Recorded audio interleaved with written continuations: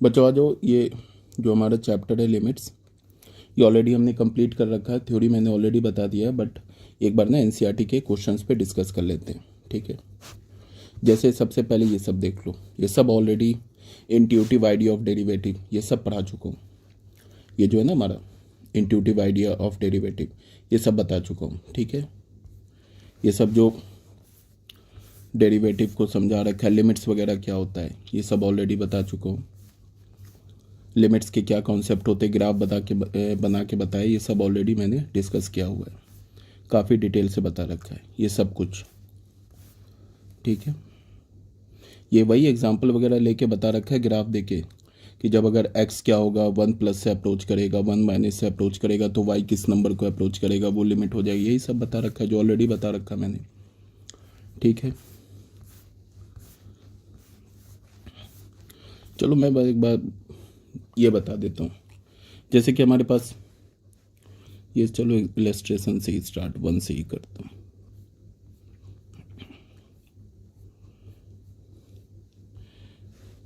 ये सब वही एग्जांपल लेके बता रखा है। इलस्ट्रेशन 1 है ना, इसमें क्या लिया एग्जांपल, इसमें बोला कंसीडर द फंक्शन। ये हमारे पास फंक्शन दे रखा है, ठीक है। We want to find the limit of the function at x is equals to 5। 5 पर हमें लिमिट चाहिए, तो वही होगा। Let us compute. ये क्या किया एक्चुअल में ना, ये मतलब फर्स्ट एग्जांपल है ना, तो एक्चुअल में वैल्यू को फाइंड आउट किया है। इसका वैल्यू का 5 तो 4.9 पर, 4.95 पर इस पे वैल्यू फाइंड आउट किया, दिखा रहा है कि फिर रियल नंबर 5.01। इन सब पे यहाँ पे वैल्यू निकाल लिया है। किसके क्लोज चाहिए हमें, 5 पर लिमिट चाहिए। तो जब x का वैल्यू लिया 5 से कम 4.9 लिया तो fx y का वैल्यू आ गया 14.9। फिर और कम लिया, मतलब 5 के और क्लोज गया लेफ्ट हैंड साइड से, तो x का वैल्यू क्या आ गया 14.95। ऐसे करके क्लोज जा रहा है 5 की ओर। तो फंक्शन y का वैल्यू किसके क्लोज जा रहा है, 15 की क्लोज। और जब यहाँ पे हम लोग राइट हैंड साइड से देखो, x अगर 5 को अप्रोच कर रहा है तो फिर अगेन y का वैल्यू 15 के क्लोज जा रहा है। इस केस में क्या है कि y का वैल्यू जो है वो 15 के क्लोज तो जा रहा है बट 15 से छोटा है। इस केस में y का वैल्यू अगेन 15 के क्लोज जा रहा है बट 15 से बड़ा है, बट जा तो रहा है 15 की ओर ना, तो लिमिट हो गया 15। ये मैंने ऑलरेडी बता रखा है कि जो y होता है ना, उस पर हम नहीं बोलते हैं कि लेफ्ट से अप्रोच कर रहा है या राइट से अप्रोच कर रहा है, बस देखते हैं किस नंबर को अप्रोच कर रहा है। तो यही हो गया, 5 पर लेफ्ट हैंड लिमिट क्या हो गया 15 हो गया, और 5 पे राइट हैंड लिमिट 15 हो गया। ये एक्चुअल में कैलकुलेट करके बताया, स्टार्टिंग के क्वेश्चन है। तो यहाँ पे क्या बोला है, लेफ्ट हैंड लिमिट 5 पर लेफ्ट हैंड लिमिट, ठीक है, 5 पर राइट हैंड लिमिट और 5 पर फंक्शन का वैल्यू। ये दोनों लिमिट, लेफ्ट हैंड लिमिट और राइट हैंड लिमिट दोनों 15 के इक्वल है, तो फिर लिमिट एग्जिस्ट कर गया। ये हो गया हमारा लिमिट। इसमें मैंने ऑलरेडी बता दिया कि लेफ्ट और राइट नहीं करते हैं, यही सब बता रखा है। फिर ये फंक्शन ले लिया f(x is equals to x cube. फिर हमें क्या चाहिए, 0 पर लिमिट चाहिए, तो 0 पे कुछ वैल्यू कैलकुलेट करिए लेफ्ट हैंड साइड से, राइट हैंड साइड से वैल्यू कैलकुलेट। ये सब तो ऑलरेडी बता रखा मैंने। तो 0 पर लिमिट क्या आ जाएगा, 0 पर लिमिट 0 आ जाएगा। किस पर लिमिट निकाला है, सॉरी 0 नहीं 1 पे निकाला है लिमिट, वह 0.79 है ना। तो ये सब जो वैल्यू है ना x का, ये सब x का जो वैल्यू है किसको क्लोज कर रहा है, 1 के क्लोज है, 1 के लेफ्ट हैंड साइड पे। तो ये y का वैल्यू कहाँ जा रहा है, y का वैल्यू भी 1 की ओर जा रहा है। तो 1 पर लेफ्ट हैंड लिमिट क्या है 1, और 1 पर राइट हैंड लिमिट 1। ये सब ऑलरेडी मैंने किया हुआ डिस्कस। 1 पर लेफ्ट हैंड लिमिट क्या 1, ठीक है, और 1 पे राइट हैंड लिमिट भी 1 है, तो 1 पे फंक्शन का लिमिट एग्जिस्ट कर गया। यहाँ यही बता रहे हैं। और किसके इक्वल है, 1 के इक्वल है। फिर एक ये इलस्ट्रेशन 3 में क्या ले लिया, एक दूसरा एग्जांपल ले लिया, f(x is equal to 3x। फिर वही ग्राफ बना के लिमिट निकाला। इलस्ट्रेशन 4 में क्या किया, फिर एक कांस्टेंट फंक्शन ले लिया, फिर ग्राफ बना के लिमिट निकाला। फिर इलस्ट्रेशन 5 में क्या किया, ये सब ऑलरेडी मैंने करा रखा, मैं छोड़ नहीं रहा हूँ, करा रखा ऑलरेडी मैंने। फिर फंक्शन ले लिया, इसमें एक्चुअल वैल्यू कैलकुलेट किया, बट इसकी हमें ज़रूरत नहीं है, ऐसे करने की कभी ज़रूरत नहीं है। ऐसे नहीं हम टेबल की तरफ वैल्यू कैलकुलेट करेंगे। हाँ, ग्राफ में एक अच्छी अंडरस्टैंडिंग हो सकती है। किस पर लिमिट निकालना, हमें 1 पे चाहिए ना, तो 1 पर अगर हमें लिमिट चाहिए तो हम क्या करेंगे, ये हमारा 1 है ना पॉइंट, 1 को अगर हम लेफ्ट से अप्रोच करेंगे, इस साइड से अप्रोच करेंगे ऐसे, या 1 को हम क्या कर सकते हैं, राइट से अप्रोच कर सकते हैं, या फिर हम 1 को राइट से अप्रोच करेंगे ऐसे। दोनों केस में देखो फंक्शन का वैल्यू किसके क्लोज जाएगा? अगर 1 को लेफ्ट से अप्रोच करेंगे तो y हमारा ऐसे ग्राफ पे चलेगा, ऐसे ही चलेगा ना ग्राफ पे। और किसकी ओर जा रहा है? 2 की ओर जा रहा है। अगर 1 को राइट हैंड साइड से चलेंगे, अप्रोच करेंगे तो ग्राफ पे y ऐसे चलेगा, मतलब y का वैल्यू ऐसे कुछ होगा।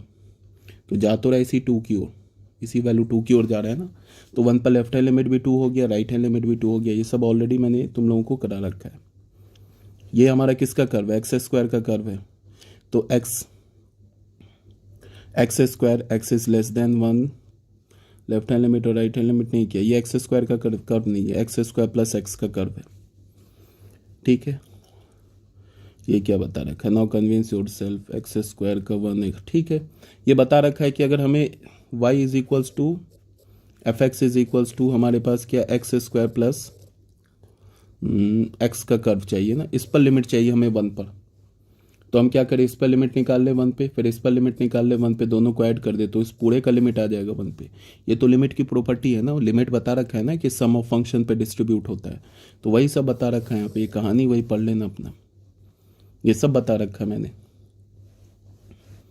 Sine x function, sine x function का लिमिट क्या होगा? When x is approaching towards pi by 2 1 हो जाएगा।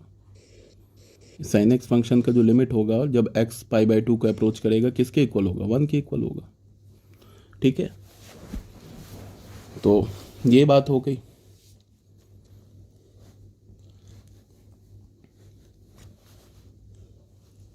ये सब देख लेना।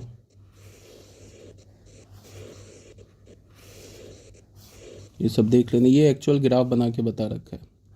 इलस्ट्रेशन 7 देख लेना, ठीक है, 8 देख लेना, ये सब मैंने करवा रखा है। अच्छा, अब यहाँ से आती, ये सब ग्राफ व्राफ बनाने की जरूरत नहीं, ये सब कभी बनाना नहीं है, ठीक है। इस पे आते हैं। अब ये बोल रहा है ना कि 0 पर लिमिट निकालो, ठीक है। और 0 पर क्या है? 0 पर बोल रहा है लिमिट निकालने के लिए, और 0 पर फंक्शन अपने डेफिनेशन को चेंज कर रहा है। फंक्शन क्या कर रहा है? अपने डेफिनेशन को चेंज कर रहा है। मतलब क्या है? लेस देन 0 के लिए क्या एक्स माइनस 2, और ग्रेटर देन 0 के लिए क्या एक्स प्लस 2। यही है ना फंक्शन का वैल्यू। देखो ध्यान से, जो बोल रहा हूँ ना उसको ध्यान से सुनो। लेस देन 2 के लिए क्या है? X minus 2। ग्रेटर देन 2 के लिए क्या है? सॉरी, ग्रेटर देन 0 के लिए क्या है? X plus 2। अब अगर मैं बोलूँ, देखो कैसे, ये सब कभी जरूरत नहीं पड़ेगी, ऐसे ग्राफ व्राफ नहीं बनाना है। अब अगर मैं बोलूं कि 0 पर लिमिट चेक करना है, तो ऐसे मैंने लिखा, limit x is approaching toward 0 minus F x, ऐसे लिखा। तो ये क्या हो जाएगा? Limit x is approaching towards 0 minus लिखा ना, अब 0 लिख दिया। और 0 माइनस पे क्या है? लेस देन 0 के लिए कौन सा फंक्शन? एक्स माइनस 2, ये डाल दिया सीधे। अब 0 माइनस हटा दिया, माइनस हटा दिया, और लेस देन 0 के लिए जो फंक्शन है वो डाल दिया। अब ये पॉलिनोमियल फंक्शन मिल गया। और मैंने क्या बोल रखा है कि जब भी तुम्हें पॉलिनोमियल फंक्शन दिखे तो डायरेक्ट लिमिट पुट कर दो। तो एक्स की जगह 0 पुट करोगे तो आ गया -2। तो 0 माइनस पे आ गया लेफ्ट हैंड लिमिट, 0 पर लेफ्ट हैंड लिमिट आ गया। फिर हमने लिखा limit x is tending toward 0 plus F x. तो ये क्या है? Limit x is tending toward, अब 0 लिख दिया, तो 0 प्लस के लिए क्या? एक्स प्लस 2 है, यहाँ पे डाल दिया एक्स प्लस 2। अब ये तो पॉलिनोमियल फंक्शन आ गया। अब पॉलिनोमियल फंक्शन आ गया तो 0 पुट कर दो, तो ये 2 हो गया। तो देख लो, राइट हैंड लिमिट और लेफ्ट हैंड लिमिट क्या आ गया? अलग अलग आ गया। इसका मतलब 0 पर लिमिट एग्जिस्ट नहीं किया। यही बता रहा है 0 माइनस पर क्या है? लेफ्ट हैंड लिमिट 0 माइनस पे -2 है, और 0 प्लस पे क्या है? 2 है। तो left hand limit is not equals to right hand limit. अब इस फंक्शन का ना एक्चुअल में ये कर्व भी बना दिया है। यहाँ पे ये जो फंक्शन दे रखा है इसका कर्व बना दिया। देख लो, ऐसा कर्व बनेगा, ठीक है। 0 पर तो फंक्शन का वैल्यू क्या है हमारे पास? 0। 0 पर फंक्शन का वैल्यू 0 है। और ग्रेटर देन 0 के लिए क्या है? ग्रेटर देन 0 के लिए ये देख लो, ये है ना ग्रेटर देन 0 के लिए एक्स प्लस 2। तो ये वाला जो लाइन है, ये जो लाइन दिख रहा है तुम्हें, ये लाइन ऐसे बढ़ेगा इधर, और ये लाइन क्या हो जाएगा? y is equals to x plus 2। और ये जो लाइन दिख रहा है ना, ये लेस देन 0 के लिए, ये क्या हो जाएगा? y is equals to x minus 2। y is equals to x minus 2, ठीक है ना। तो इसका मतलब कि 0 पर तो हम एग्जैक्ट वैल्यू 0 है, ग्रेटर देन 0 के लिए ये कर्व लेंगे, और लेस देन 0 के लिए ये कर्व लेंगे। और फिर तुम्हें ऐसे भी दिख रहा होगा कि अगर मैं 0 को अप्रोच करूँ राइट हैंड साइड से, तो फंक्शन का वैल्यू किसे अप्रोच कर रहा है, 2 को, इस पॉइंट को अप्रोच कर रहा है। देखो ये जो पॉइंट है ना ग्राफ पर नहीं है, बट इसी पॉइंट को अप्रोच कर रहा है ना, 2 को अप्रोच कर रहा है। तो लिमिट क्या हो गया, 0 पर राइट हैंड लिमिट क्या हो जाएगा, 2 हो जाएगा। फिर मैं बोल रहा हूँ कि ये जो पॉइंट है ना, ये पॉइंट, एक मिनट,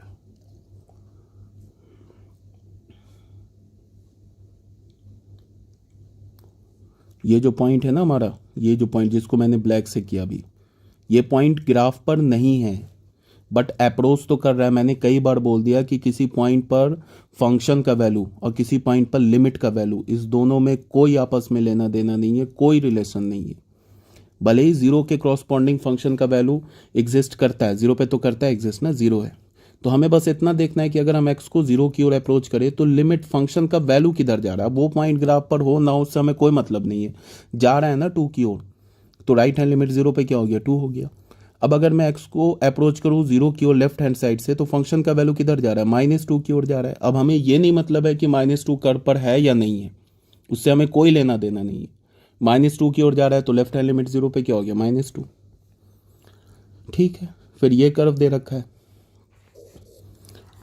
ये क्या बोल रहा है कि सिर्फ 1 पर वैल्यू जीरो है, 1 को छोड़ के बाकी हमें क्या यूज करना है, एफ का वैल्यू क्या, x+2 यूज करना है। तो देख लो ये कर्व बन गया, तो स्ट्रेट लाइन है ना ये, fx is equals to x+2, fx को y लिखोगे तो y is equals to x+2, ये तो स्ट्रेट लाइन आ गया। ऐसे ही होगा ना ये ऐसे स्ट्रेट लाइन होगा। से बोल रखा है कि 1 पर ये यूज नहीं करना है, तो 1 के क्रॉसपॉन्डिंग देखो यहाँ होल आ गया, और बोला है कि 1 पर 0 होगा, तो ये पॉइंट आ गया, रेड से बना देता हूँ मैं। तो 1 के क्रॉसपॉन्डिंग देखो ये 0 आ गया, और 1 के क्रॉसपॉन्डिंग यहाँ पे होल आ गया। अब हमें लिमिट किस पर चेक करना है, लिमिट देखो यहाँ बोल रहा है कि x इज अप्रोचिंग टुवर्ड्स 1।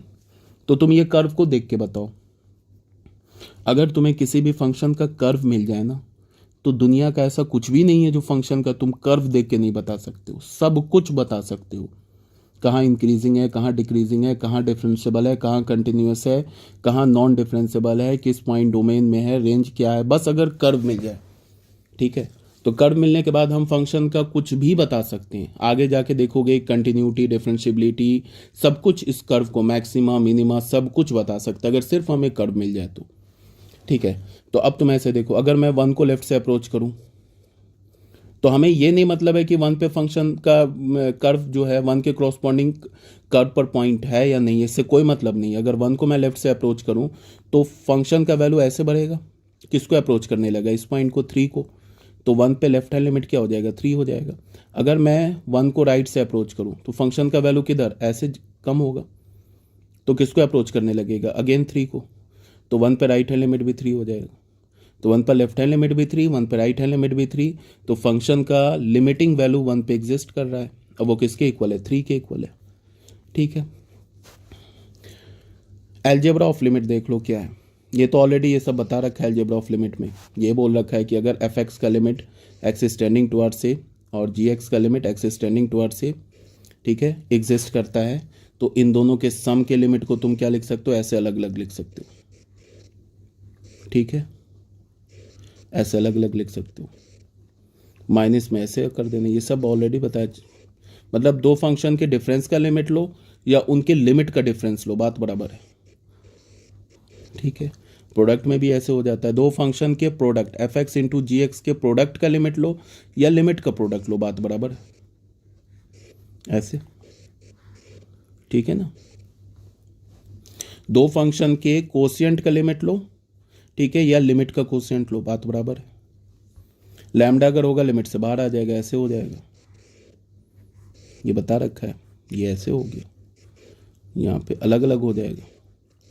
ठीक है, limit of polynomial and rational function, ये सब ऑलरेडी डिस्कस किया हुआ है। पॉलिनोमियल फंक्शन ये तो 9th क्लास से सिखाते हैं, ये होता है polynomial function of degree n। ठीक है, मैंने क्या बोला कि अगर पॉलिनोमियल फंक्शन दे रखा है और जिस पॉइंट पर लिमिट निकालना है ना किसी भी पॉलिनोमियल फंक्शन का, उस पॉइंट को उस पॉलिनोमियल फंक्शन में डाल दो तो सीधे लिमिट आ जाएगा। ठीक है, यही सब बोल रहा है यहाँ पे, ये बोल रहा है ना कि हमारे पास ये पॉलिनोमियल फंक्शन है, ठीक है, इसका हमें लिमिट किस पे चाहिए, ए पर चाहिए। ये बोल रहा है ना ए पर लिमिट निकालो, तो इसका लिमिट एफ ऑफ ए हो जाएगा। सिंपल सी बात है।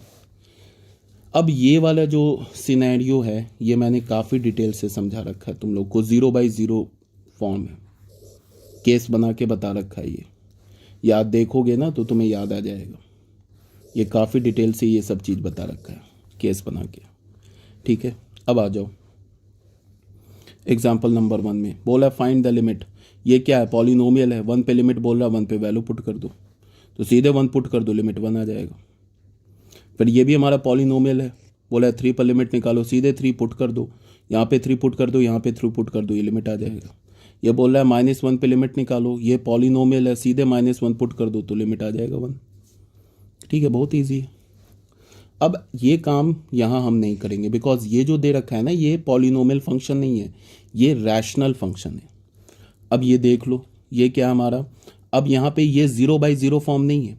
अगर मैं 1 पुट करता हूँ ना, यहाँ पे x की जगह 1 पुट करता हूँ तो न्यूमरेटर किसे अप्रोच करेगा, 2 को, और डिनोमिनेटर 101 को अप्रोच करेगा। तो ये तो इंडिटर्मिनेट फॉर्म नहीं है, तो सीधे यहाँ पे हमने 1 पुट कर दिया, तो क्या हो जाएगा इसका लिमिट 2/101। ये सीधे आंसर आ गया, इसका लिमिट आ गया।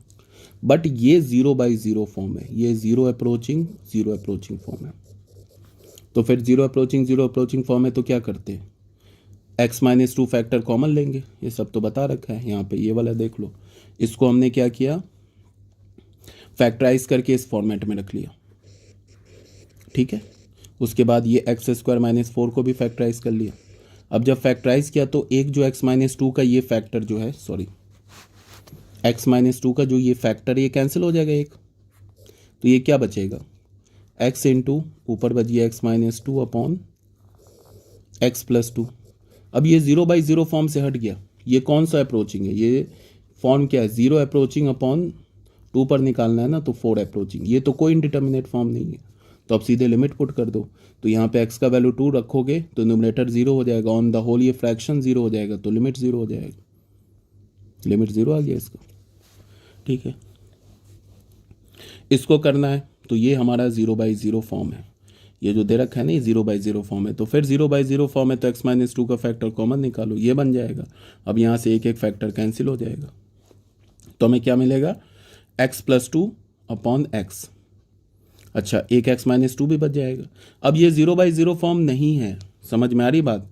अगर x 2 को अप्रोच कर रहा है तो न्यूमरेटर 4 को अप्रोच करेगा, डिनोमिनेटर 0 को अप्रोच करेगा। तो ये कौन सा फॉर्म है, 4 अप्रोचिंग 0 अप्रोचिंग। तो ये 0/0 फॉर्म नहीं है, तो लिमिट हम बता सकते हैं।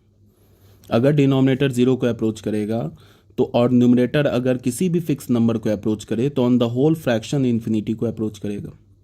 अब डिपेंड करेगा कि न्यूमरेटर पॉजिटिव नंबर को अप्रोच कर रहा है या निगेटिव नंबर को। तो यहाँ पे न्यूमरेटर 4 को अप्रोच कर रहा है, 4 क्या हमारा पॉजिटिव नंबर है, तो ये पॉजिटिव इन्फिनिटी को अप्रोच करेगा, तो लिमिट एग्जिस्ट नहीं करेगा, बिकॉज पॉजिटिव इन्फिनिटी और निगेटिव इन्फिनिटी कुछ होता नहीं है। ये 0/0 फॉर्म है यार, तो फिर इससे x² कॉमन निकालो तो ये कैंसिल हो जाएगा, तो ये क्या आ जाएगा, x² अपॉन x-3। तो 0/0 फॉर्म से हट गया, लिमिट डाल दो -4 आंसर, इसमें कुछ है ही नहीं। अगेन सबसे पहले ये दिखा हमें, तो पहले हमने इसको किया सॉल्व, मतलब एक फ्रैक्शन बना लिया। अब ये सब तुम्हें करना होगा, एलसीएम वगैरह तो लेना आता है। एक फ्रैक्शन बना लिया, अब हमें किस पर लिमिट चाहिए, 1 पर चाहिए लिमिट। अब ये हमारा 0/0 फॉर्म है, तो फिर कुछ नहीं करेंगे, x-1 का कॉमन फैक्टर निकाले, इसको फैक्टराइज करेंगे न्यूमरेटर को, और डिनोमिनेटर को भी फैक्टराइज करेंगे। x-1 ये कैंसिल कर दिया, जैसे ही x-1 कैंसिल किया ये 0/0 फॉर्म से हट गया, लिमिट पुट कर दिया, आंसर आ गया। यही करना है यार, इसमें कुछ करना ही नहीं है, ये ऑलरेडी बता रखा है मैंने। ये जो थ्योरम है ये ऑलरेडी बता रखा है, ये प्रूफ कर रखा है तुम लोगों को, ये थ्योरम नंबर 2। ठीक है, उस पर कुछ ये प्रूफ दे रखा है, ये ऑलरेडी मैंने करा रखा है। अब ये सब तो बिल्कुल, इसका लिमिट निकालना है ना, ये एग्जाम्पल 3 देख लो, इसका लिमिट निकालना है तो क्या करेंगे, x⁻15 - 1, x-1 से डिवाइड और मल्टीप्लाई ऐसे कर दिया, तो ये जब ऊपर जाएगा तो x-1 कैंसिल हो जाएगा, फिर यही आ जाएगा। ठीक है, अब इसको अलग अलग लिमिट कर दिया, तो इसका लिमिट क्या हो जाएगा, 15, 1 पे पावर 15 - 1 डिवाइड है, ये क्या हो जाएगा, इस पे भी हम लिख सकते हैं ना ऐसे, 10 पावर तो लिख सकते हैं ना, तो क्या हो जाएगा 10 × 1 पे पावर 10 - 1, तो ये आ गया। इसको सॉल्व किया तो 3/2 लिमिट हो गया। ये भी क्वेश्चन करा रखा है, ये हमारे पास है, तो इसको मैं कैसे लिख सकता हूँ, यहाँ चलो मैं लिख देता हूँ limit x is approaching toward 0 √1 + x - 1 upon x है। इसको मैंने क्या लिख लिया, limit x is tending toward 0, इसको लिख लिया 1 + x पे पावर 1/2, 1 पे पावर 1/2 तो लिख ही सकते, फिर हमने x को लिख लिया 1 + x - 1। अभी एग्जैक्ट फॉर्म का आ गया, तो इसका लिमिट क्या होगा 1/2, 1 पे पावर 1/2 - 1, तो क्या हो जाएगा 1/2, आंसर हो गया, यही आंसर आ गया। ठीक है।